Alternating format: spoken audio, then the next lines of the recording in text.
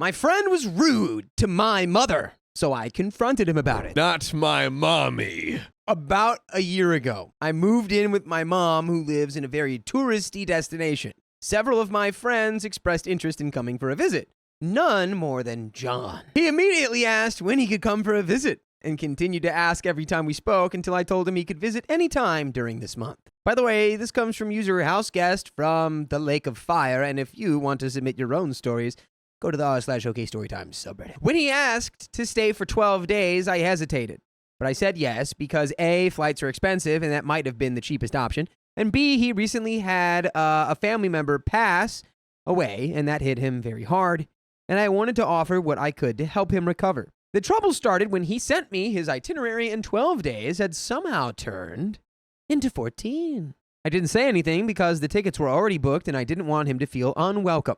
When he arrived, the weather wasn't good and he was a bit mopey, so I took him to some indoor attractions. He was worried about the weather because he wanted to see all the good stuff. However, he hadn't done any research and had no idea what the good stuff was. I told him that if he knew what he had wanted to do, we could make some plans, and that he was more than welcome to use our neighbor's van. They let us borrow it when they are out of town. The next day, I had a car problem, and my mom and I ended up spending the most of the day getting it fixed. John came with us and was grumpy the whole day, but didn't ask us to be dropped off anywhere or to use the van. That night, he said he felt like he was wasting time, so I asked him to do some research and make a list of the things he wants to do. He did make a list, and we've been able to accomplish some of the things on it. He keeps proclaiming, "I don't care what we do as long as we hit everything on my list." The problem with that sentence is the we. I don't have a traditional job, but I have things I need to do and deadlines to meet. He's treating this like we're on vacation together instead of as me doing him a favor by showing him a few places and giving him a place to stay. I informed him that I would not be joining him for the remainder of the big activities on his list, and he seemed to take it okay. Yesterday, Mom drove John and me to another place on his list, but on the way home we realized the van was not safe to drive and needed maintenance the next day. Bad luck, I know. John's response to all that was, "Well, will I have a car tomorrow?" Mom just told him she didn't know, and when we discussed it in private later, we decided to tell him he should rent a car. I had a meeting I had to go to today and told him that I would drop him off at the rental agency early in the morning on my way. He said okay, but didn't try making a reservation until this morning. As I was getting ready to go, he informed me that there was no rental cars available in the entire city and that he'd be staying with my mom all day. I've just finished my meeting, but have a few other errands to do, and I'm trying to figure out what to do with him when I get home. In addition to the above issues, these are some of the other things that are driving my mom and me crazy. Leaving his stuff everywhere. Saying he would help with the dishes, but then disappearing until someone else starts doing them. Leaving lights on after I told him multiple times. Not correctly sorting his recycling after my mom told him multiple times. Making snarky comments about how we have so many rules when we bring up the lights or recycling. Asking me to cook for him. Complaining about a lack of food. Changing the temperature in the car while someone else is driving. Putting on religious music in the car and insisting on finishing the song after I told him it makes me uncomfortable. Saying that I invited him to stay several times when in actuality he kept asking to stay. John and I have known each other for about 10 years. He sort of mentored me through some difficult periods in my life, and I value his friendship dearly. Just booting him out of the house is not an option, but Mom and I are both stretched to our limits. How do my mom and I deal with him and maintain our boundaries, space, and sanity? Should I talk to him about his bad behavior as a whole? I think he honestly has no idea that he's being rude. He's told me he appreciates my honest and sometimes blunt feedback about his dating life. He wants to get married, and I worry that his inconsiderate behavior will prevent him from having a healthy relationship with a partner. So he's about to head out on his own for an overnight trip. Luckily, there will only be a couple of days left in his trip when he returns, and I will be sitting him down to discuss his behavior before he leaves. And there's an update. I was going to say, yeah, of course you need to talk to him. John, what are we thinking? Oh, this John is not Johning. Yeah, no, this John is Jonathaning. He's Jonathaning, that's for sure. All offense meant to all Jonathans out there. I will fight you. Yeah, it's bro just doesn't get. I mean, I guess that there was that one little tidbit at the end where OP was like, every time I shared it, he was actually grateful for the blunt feedback. Maybe he genuinely doesn't understand, which I think we've all known one of those guys at some point where it's like maybe they're not malicious, but they just don't get it. Update. When I last updated, he was planning to go for an overnight trip in a city about 100 miles away. There were no rental cars available, so we let him use the van after we had it fixed. I suggested he get a hotel, however, they had all been booked up. My mom suggested Airbnb, but he claimed not to know what it was, which I find hard to believe, but whatever. Jonathan ended up going on 3 separate day trips to this city. We were both pretty annoyed that he had no qualms about putting that many miles on our cars, but at the same time, it was worth it to get him out of the house. Today is his last day, but his flight is late tonight. This morning, he announced his intention to take my car to another place about 50 miles away. I expressed concern about him driving so far, and me having to take another long trip to take him to the airport, and he said, "So what? I'll gas up your car." I told him we needed to talk and asked him to come outside with me. As a few of you suggested, I told him that since he has said he appreciates my blunt feedback, I was going to give it to him right now. I told him that this was not intended to attack or berate him, but I needed to let him know how his behavior made my mom and I feel. I told him that it wasn't cool that he extended his trip by 2 days and just assumed I'd be available to take him around.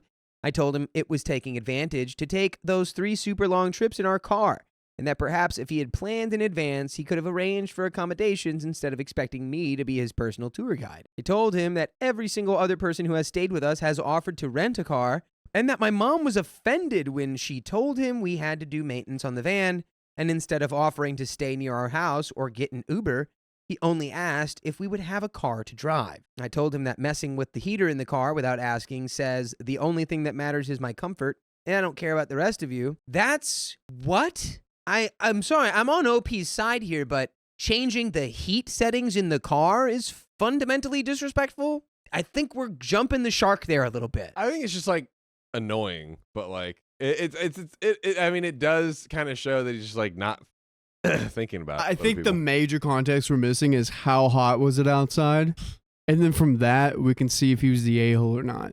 Yeah, what was the temp? At some point, if you don't want the guy driving your car, you got to say, nope. You want to drive my car another 100 miles away? Nope. Well, Opie's spelling all of it out. Now, I think it's good to kind of spell out, like, hey, like, it is, like, annoying to have someone, just like, I'm changing this. Right. It feels like... What about us, bro? I said, you can stay here, and you have somehow interpreted that as me and my mom will be your personal concierge. That's not the accommodation. Would you like a new car, sir?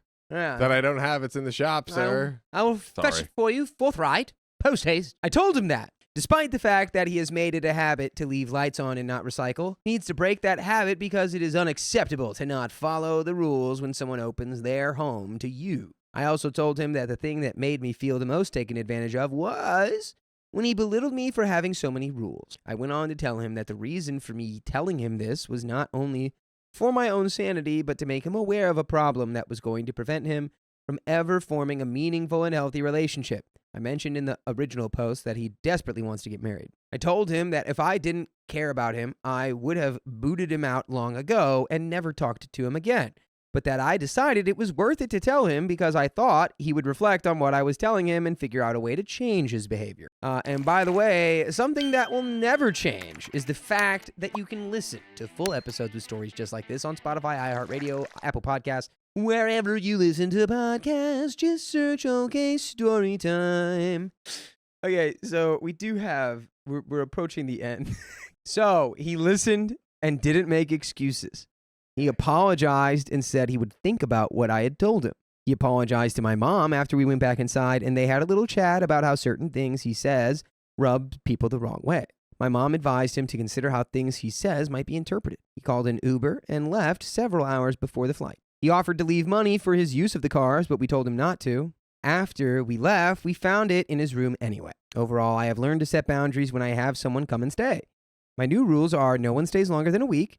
Guests have to rent a car. If I have to question whether I can handle a person for a few days, that person is not invited. I will clearly communicate to guests ahead of time that they will be expected to make their own plans and that if I am able to, I will join them. but I will not be their personal tour guide. And that is the end of that story. My husband's friend has been stealing from him, and he's not doing anything about it. My husband has a very close-knit group of friends that he has known since childhood. Way before I came into the picture, they decided to get cell phone service together because of the discounts you get when you add multiple lines. By the way, this comes from user Too Chewy, and if you want to submit your own stories, go to the r/OK Storytime subreddit. I have always had a small annoyance with their arrangement because my husband's female friend, who also happens to be my husband's best friend's wife, was the only authorized user of the account. So anytime my husband had any issues or needed something serviced, he'd have to go through her, as in ask her or meet up with her and go to the cell phone store. It bothers me still that my husband doesn't have his own password to the account and never even had a way to pay his part of the bill directly. He always had to go in-store to physically pay, which to me seems ridiculous, but I always ended up letting it go because if it didn't seem to bother him, why was this inconvenience bothering me? And yes, I did argue with him to get his own password and account, but he literally could not unless she allowed another authorized user, hence the biggest part of my annoyance. Anyways, after having a child, I was looking into cutting down on some of our unnecessary expenses.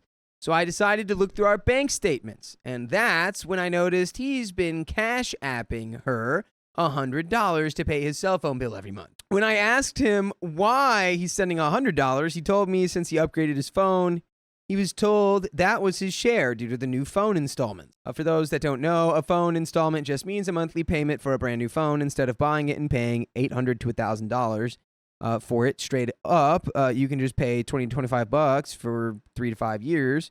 Anyways, $100 just didn't sit right with me. First of all, why would his bill ever be exactly $100? Second of all, why is it so high if the point of all of them having a group of people sharing service was for all of them to get a discount? Wait. Is that $100 for one person? Yeah.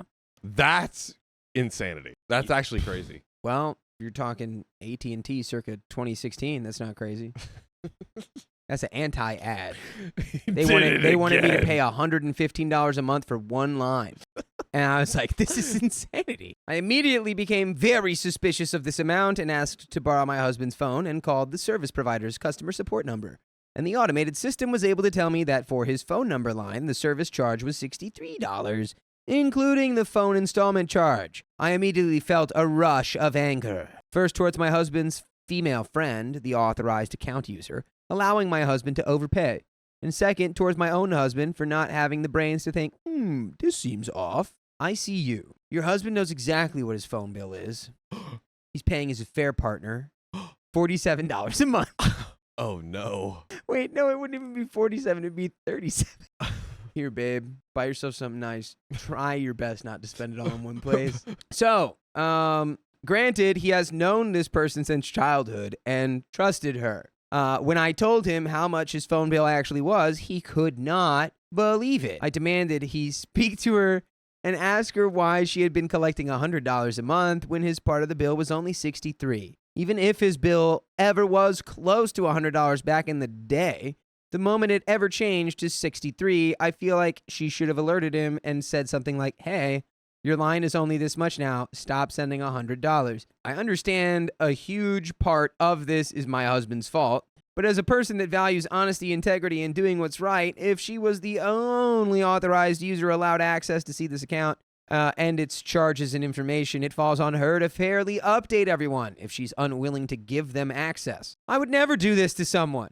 Why withhold other people's information and on top of that overcharge them, especially your longtime childhood friends? Also, why would my husband ever be okay with this stupid setup anyways? But I digress. I demanded that my husband ask her why she's been collecting $100 a month, knowing his part of the bill was only $63. My husband refused to stir the pot and said next month he will just cash app her the $63 and not the $100. And if she says anything, then he'll let her know he found out that his actual cell phone bill is $63. I told him that is not okay with me, that he needs to confront her and not just sweep it under the rug as if she didn't know what she had been doing. I told him I took this as her stealing, not just from him, but from our growing family, since she has been allowing him to overpay and therefore keeping the remaining $37 each month without saying a word. I know it's not a lot, but that is money that could have gone towards our groceries or baby diapers and stuff that we desperately need, but are tight on budget for since having a kid and me becoming a stay-at-home mom. I really want to reach out to her and confront her, but at the same time, I feel like I need to leave it up to my husband to confront his childhood friend. I know he is reluctant because if he starts a feud with her, it will snowball into a larger conflict since the whole group will most likely get involved, and my husband is very non-confrontational. I just don't know what to do because this anger is bubbling inside me, and honestly, I'm mad at both of them. I'm not asking to get the money back. All I'm asking is for him to let her know that was not cool, and I expect him to leave the phone group. I personally don't want anything to do with her. He has yet to make a decision on what to do or say to her, which is probably what contributes to me still being upset about this whole ordeal. Since finding out, my husband has at least been looking into getting his own line, but unfortunately would have to wait a couple months until his phone installment is completely paid off before he could exit the service. Part of me thinks his $63 line is a good deal and will become even better once he pays off his phone installment, bringing it down to a juicy $41 a month. Can't believe it. It's all right. Is this true? It's all right, baby. Come back down to earth. Come back down to earth. I can't. I know that just sent you out into space. Oh, because I can't believe it. That price is out of this world. No, this is too crazy. $41, but it was $63 before. It's a $22 savings. They could buy baby diapers with that. They could buy baby diapers with that, I think. Oh, I don't know. wow. And we certainly need to save on expenses. But then part of me is like, well, if he was paying $100 a month, he didn't even know he had that major discount, so why does it matter if he leaves? I am aware him leaving the group might also affect everyone else's discount, but at the same time, I don't feel that should be for him to worry about since he's been overpaying anyways. He obviously can afford his own line. If it was me, after finding all of this out, I wouldn't even consider this person a friend, but I can't think for my husband. I told my husband I will no longer go to any function I'm going to see her at and have to act fake nice like I'm not upset. Am I just overreacting? I just want him to address this. Ugh, I'm torn because I know how much he values his lifelong friendships and all. This might cause a weird rift. It sounds like you literally just zeroed in on it right there, but you're going to pretend like you didn't. It seems like my husband is the one who gets to decide if he wants to implode his decades-long friendships and not me. Even if I think he's being a weird baby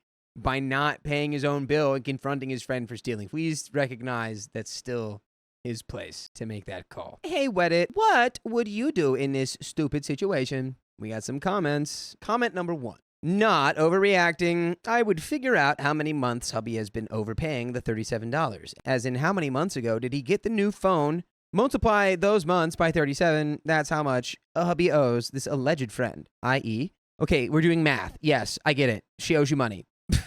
I'm not doing all this math. Okay, honestly, if it were me, I'd contact her the second hubby finds another phone plan and tell her to cancel his line and use the money she has stolen to pay off his phone. I'd also be contacting those other friends and let them know what's going on because if this chick was stealing from your hubby, which, yes, that's exactly what she was doing, then she is most likely stealing from them, too. There are only a handful of criminals that I personally consider worse than thieves. My feelings are if you steal, you're a POS. If you steal from family or friends, you're a huge POS. OP says, I absolutely agree with you. Thieves are absolute scum. I have spoken to Hubs to make a trip down to a physical store on his next day off to speak to someone directly about his plan and demand that he somehow get access, even if it's just to pay his own bill directly. I'm aware they will have to call her to access the account, but we'll see what happens after that. At least, with an actual service representative, there we can have some type of formal mediation present. Comment 2 says, not a a-hole.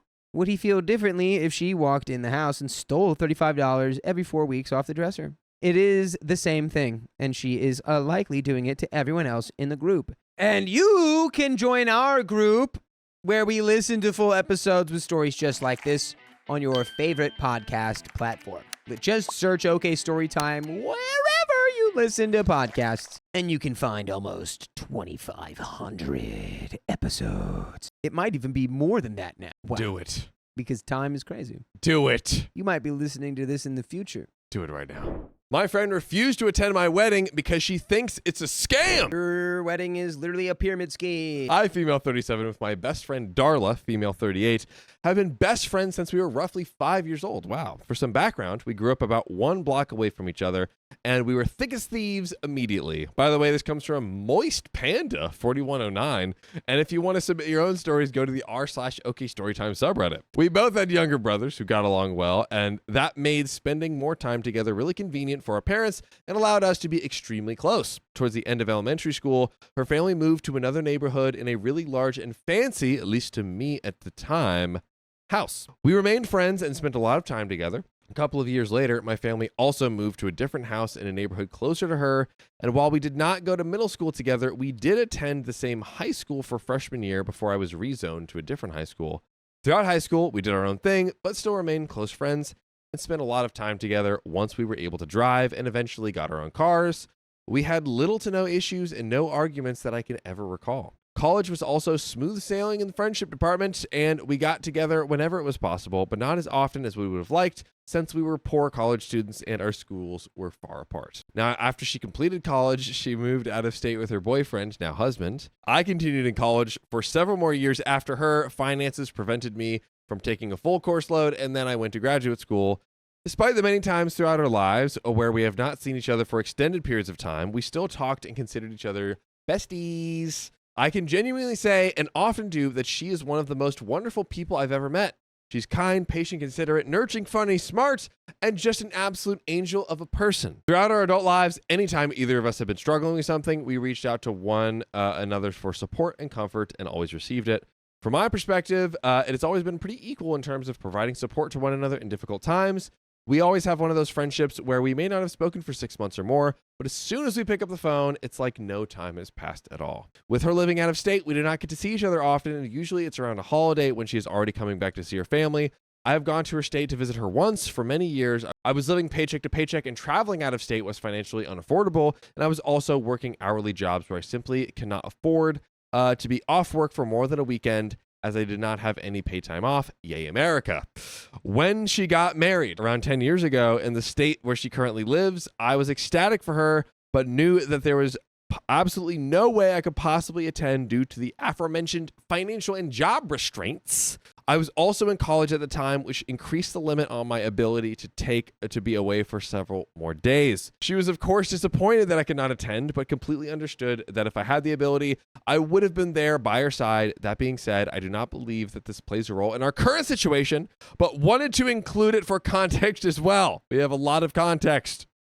Now, currently, we are both doing pretty solid in our lives. She and her husband bought a house a little over a year ago, and I am thriving in a high-paying career with a lot of flexibility and excellent conditions. We still connect over the phone to catch up and, of course, for support when it's needed. A few months ago, I got engaged, and she was happy, super happy for me. Yes! And very congratulatory. When I told her about it, my fiance and I had already begun making plans, and we were pretty set on what we wanted to do. I told her all about it, and she was very encouraging and positive. No hint of any issue. We plan to have a destination wedding in Mexico, as my fiance is from a European country, so his entire family and closest friends all still reside there. Gotta be Europe. This person just, it's all right. We forgive you. It's okay. Maybe it's Spain? My entire family and closest friends are in the US, so we both figured out that if we had to travel, then we might as well have them all travel to an all-inclusive resort in paradise where there are fun activities to keep people occupied, loads of food, and free-flowing drinks. We chose a very well-known European resort chain, which we have visited before and absolutely loved. This resort is also extremely budget-friendly with different pricing options because we wanted to ensure that it was reasonable for all of our guests. Once I had told my closest friends and family personally, we announced it online, and I sent out our bridesmaid proposal boxes to Darla, I believe the OG friend, and my 2 other close friends. Darla's box specifically asked her to be my maid of honor. Around the same time, we sent out the invites. There were digital invites, so RSVPs came in pretty quickly from our closest guests. When Darla received her proposal box, she sent me a picture of her with the items in the box and again congratulating me, saying how excited she was about my wedding. This was around a week or so after the digital invites were sent out. She had still not sent an RSVP. I'm assuming she maybe overlooked the email or is super busy with work stuff. I I gave her a call a day or two later, and she and I talked for a long time about a crisis with work that she had been dealing with, which was very complicated. She explained all the ins and outs, and I offered helpful suggestions and sympathy, as it sounded like an absolute nightmare. After this long talk, I asked her about the wedding invite, and she mentioned that she had been drowning at work and simply had not given it much attention, but would once things cleared up. She suggested I directly email it to her husband, as she typically manages their social calendar and would be the one to set up everything surrounding the trip. I sent the email invite directly to her husband a day or two after our call. Darla and I continued texting regularly about my wedding plans and ideas for bridesmaids' dresses, color schemes, and all of normal things. She's super responsive and helpful. After about 2 more weeks with no RSVP response, I messaged her asking if she had talked with her husband about my wedding, as I had not seen an RSVP from her. Okay, What's wrong, Dakota? This is phone call territory. Why are we texting? Phone call. Well, ring, ring, ring, hello. Ring, ring, ring, hello. I need to talk to you, like, now, because you're giving me weird vibes, and you would be a very important part of this wedding. yeah, it's like she's saying all the things of like, she's helping her plan the wedding, everything as if she's the maid of honor, and literally has an RSVP to the wedding, period. Yes. Not Ring, ring, even ring, as ring, hello. Maid of honor. Hello, I'm calling you. No, I have to be indirect and not you know what? Rated Darla's box. Wait, what? I'm going to get you. What is coming out of it? What is this? You're going to be my maid of honor. I'm going to get you. What just that? Why is this? What's burning? Was that okay? Darla just whipped that right out of her box. No response for 5 days. I sent another message nudging her with a meme and inquiring her again about whether or not she had been able to speak with her husband. I called her the next day, no answer. I called her again the day after, still no answer. Finally, she sent a long text saying that she isn't sure if she can come to the wedding because she had an issue in Mexico years ago where there were some extra fees at the airport that they were required to pay, but had not been made aware of. And now she feels like going to Mexico will result in... She insinuated that the resort was a scam, and she simply does not trust it, and likely will not be persuaded to trust that she won't be scammed. Immediately, I responded asking for more information, as I was pretty surprised and confused about this coming out of the blue.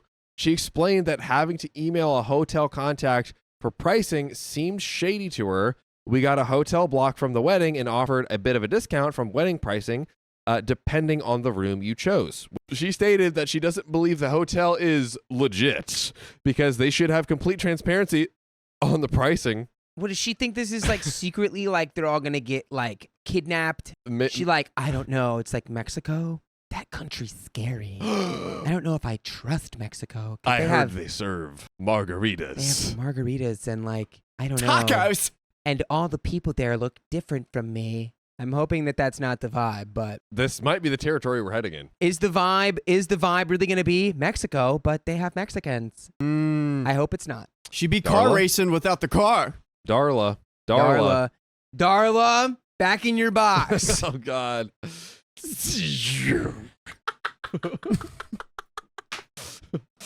Oh, no. It's like a wormhole going into itself. Anyway. It's like that scene from Ant-Man where, oh, God, I can't. The hotel has regularly priced rooms on the website, but during the week of our wedding, there are other weddings which also have rooms blocked, and many of the rooms show as unavailable for this reason, thus not showing the pricing online for that particular week. So her second issue was that she emailed the wedding coordinator a few days prior about booking a room and had not heard back from her, which made it seem more sketchy. Explained to her that my fiance and I had been to this resort before and knew that it is in fact not a scam, and that we have been emailing with the wedding coordinator over the past 6 weeks. And sometimes she takes a while, like 6 days to respond, and sometimes she responds immediately, so it didn't seem out of character. Darla simply responded that she would just have to wait and see what the email from the wedding coordinator said and would let me know. Now, it has been an entire month since this last conversation with Darla, and I have not heard one single word from her. Darla, we need you to revert back out of the box and talk box to us about your intentions of going to this wedding or not. That's exactly what we need to do. Darla, I need you to channel your inner Roddy Rich and release the box Oh. publicly. True. That was a deep cut.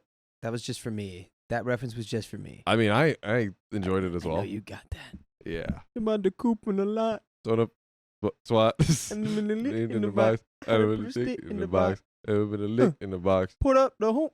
Did you know that in 2020 and 2021, The Box was the most listened to song? Riley loves That's what they say. box. Riley loves box. It's like, Can't keep a good man down. by the freaking way. Listen, go to Spotify, Apple Podcasts, search OK Storytime because all of our podcast episodes are there and you should listen to it right now. Yes. My fiance says to just let it go and assume she won't come. I'm torn because I would love to have her by my side, and I'm honestly still in disbelief that she's behaving so far out of character all of a sudden. I want to know what happened, but I'm apprehensive to actually reach out again. Kind of a Schrodinger's cat situation for me. What exactly should I do here? If she had told me she couldn't afford it or that there was a work conflict, I would have just let it go and moved on. But I'm in limbo here. Should I just let it go like my fiance advised, or should I keep trying to talk with her about this and actually get some sort of resolution regardless of the outcome? No. Really? Yeah, because your friend has made it clear that they're not coming.